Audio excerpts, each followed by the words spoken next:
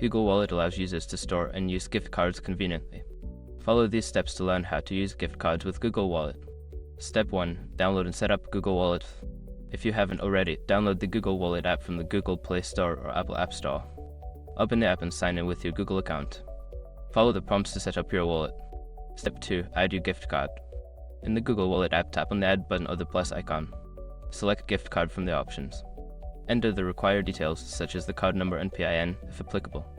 Save the card to your wallet. Step 3. Check your balance. To view the balance of your gift card, open the Google Wallet app and select the gift card you added. The balance should be displayed on the cards page. Make sure to check this before making a purchase. Step 4. Use your gift card for purchases. When you're ready to make a purchase, go to the checkout page of the retailer that accepts Google Wallet. Select Google Wallet as your payment method. If prompted, choose the gift card you want to use and confirm the transaction. Step 5. Keep track of your transactions. After using your gift card, you can track your transaction history in the Google Wallet app. This will help you manage your remaining balance and keep an eye on your spending. By following these steps, you can easily use your gift cards with Google Wallet. Enjoy the convenience of managing your gift cards digitally.